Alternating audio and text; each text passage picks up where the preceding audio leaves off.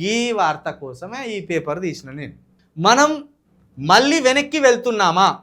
100% భారతదేశం మళ్ళా రాతి యుగం కాలం నాటికి వెళ్తాను. ఇంకా రాతి యుగం కాలం నాడన్నా ఈ కుల అసమానత ఉన్నదో లేదో తెలియదు, కానీ అంత అజ్ఞానంలోకి వెళ్తాంది. రాతి యుగం అంటే ఏంటిది? కరెంటు లేని యుగం, చదువు లేని యుగం, విజ్ఞానం లేని యుగం. ఇది డిజిటల్ యుగం. ఈ డిజిటల్ యుగంలో రాతి యుగం నాటి అజ్ఞానం ఉన్నది అనేది వార్త సారాంశం. 75 ఏళ్ళు గడిచిన కుల వివక్ష నుంచి బయటపడలేకపోవడం బాధాకరం.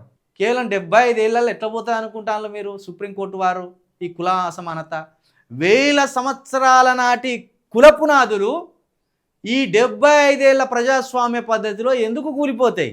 ఇంకా మోడీ గారు వచ్చినాక ఈ 11 ఏళ్లలో పోతున్న కుల అసమానతను మళ్ళీ ఆరతులు బట్టి తీసుకొచ్చినట్టు చేసింది ఆయన. ధర్మం పేరు మీద, సనాతన ధర్మం అనే ఒక సాకు మీద నిర్మూలించబడుతున్న కులానికి మంగళహారతులు ఇచ్చి తీసుకొచ్చినట్టు చేసింది నేను. ధర్మం అంటే ఏంటిది? వర్ణధర్మం. వర్ణధర్మం అంటే ఏంటిది? కులధర్మం. కులధర్మాన్నే వీళ్ళు సనాతన ధర్మం అని చెప్తూ ఒక అత్యద్భుతమైన ధర్మం అని చెప్పే ప్రయత్నం చేస్తాను. కులధర్మం అంటే ఏంటిది? కులధర్మం అంటే ఏంటిది? మాదిగా ఉన్నది, మాల ఉన్నది. ఈ మాదిగా మా కులమే గొప్ప అంటాడు, ఈ మాల మా కులమే గొప్ప అంటాడు. ఉదాహరణకు రెడ్డి, వెలుమ. మేమే రాజులమని వెలుమలు అంటారు, మేమే రాజులమని రెడ్డిలు అంటారు. ఇంకా చెప్పుకుంటే ముదిరాజు, యాదవులు. మేమే గొప్పలమని ముదిరాజులు అంటారు, మేమే గొప్పలమని యాదవులు అంటారు. అంటే ఒక కులానికి మధ్య ఎట్టి పరిస్థితిలో సత్సంబంధాలు ఉండవు, ప్రేమపూర్వక బంధాలు ఉండవు, సామాజిక బంధాలు ఉండవు, వివాహ బంధాలు ఉండవు. అదే కులం, అదే ఒక కులం. ఒక గడి కట్టుకొని ఒక గిరి గీసుకొని బతకడమే కులం. ఈ కులము ఒక కులాన్ని ఎట్టి పరిస్థితుల్లో సమర్థించదు. ఒక కులంలోని జ్ఞానాన్ని ఇంకో కులంలో ఉన్న వ్యక్తి ఎట్టి పరిస్థితుల్లో ప్రశంసించడు.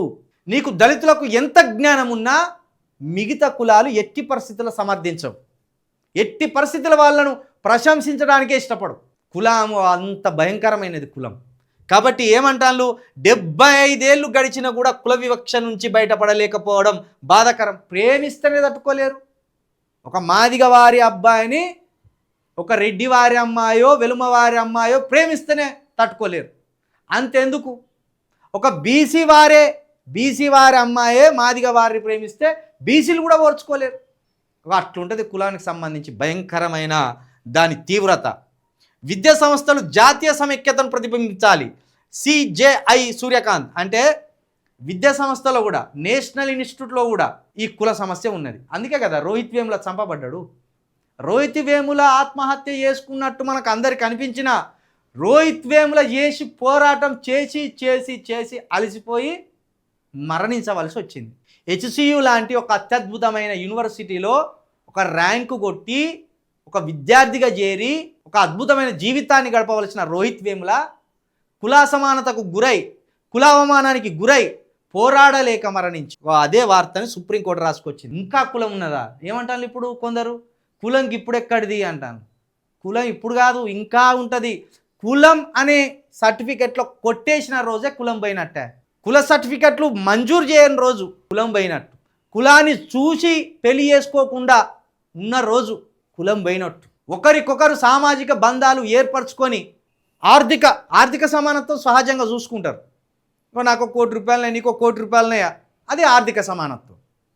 నా దగ్గర ₹1 కోటి, మరి నువ్వు కూడా నాకు సరిదూగుతావా? నా బిడ్డని ఇవ్వాలంటే నీకు కూడా ఆ స్తోమత ఉండాలి కదా అంటారు. అదొక పద్ధతి.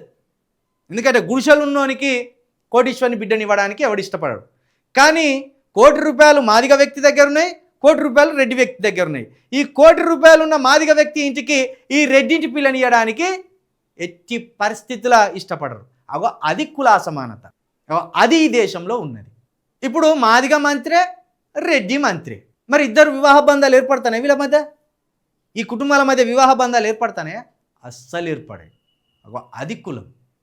ఆ కులం అనేది ఇంకా ఉన్నదా అని సుప్రీంకోర్టే ఆశ్చర్యపడ్డది. సుప్రీంకోర్టే ఆశ్చర్యపడతాను, ఇలాంటి దుర్మార్గాలు ఇంకా జరుగుతున్నాయా అని. కాబట్టి కులం అనేది ఇక్కడ ఒక దయ్యంలాగా వెంబడి పడుతుంది మనుషుల మైండ్లలో తిష్టేసి. అగో ఆ కుల దయ్యమే క్రికెట్ బోర్డులో కూడా వాళ్ళ కులం వాళ్ళను సెలెక్ట్ చేయడానికి వెర్రిపుంతలు దొక్కుతాను. కులం పోవాలంటే మన యువకులమే కులాంతర వివాహాలు చేసుకుంటూనే ఉండాలి. కులాంతర వివాహాల వల్లనే కులం పోతుందంటే అట్లా కూడా పోదు. కులాంతర వివాహం చేసుకున్నంత మాత్రం కులం పోతుందంటే మళ్ళీ కష్టం. మళ్ళీ వాళ్ళకు పిల్లాడు పుడతాడు, మళ్ళీ వానికి ఒక కులం వస్తుంది కదా, తండ్రి కులమే మళ్ళీ కొడుకు కంటించబడుతుంది. కాబట్టి దీనికి శాశ్వతమైన చట్టం రావాలి. కానీ చట్టం చేయొద్దని కూడా మళ్ళీ మనోళ్ళే అడ్డుపడతారు. కుల నిర్మూలన చట్టం ఎట్టి పరిస్థితుల్లో చేయొద్దని. కాబట్టి ఎవరికి వారు కులాన్ని విసర్జించాలి. ఇప్పుడు నేనే ఉన్నా చిలుక ప్రవీణ్, నాకు ఒక కులం ఉన్నది, కానీ నేను కులాన్ని పట్టించుకోను. కులం వల్ల జరుగుతున్న దారుణాలను ప్రశ్నిస్తా తప్పించి నా కులం గొప్పది, నా కులమే గొప్పది, నా కులం మనుషులతోటి స్నేహం చేస్తా, నా కులం వాళ్ళు చెడ పని చేసినా నేను సమర్థిస్తా, ఇట్లా ఆలోచనలు కలిగి ఉండొద్దు. ఆ కులపరమైన పిచ్చితనాన్ని వదిలేయాలి. అప్పుడు మాత్రమే మనం బాగుపడతాం.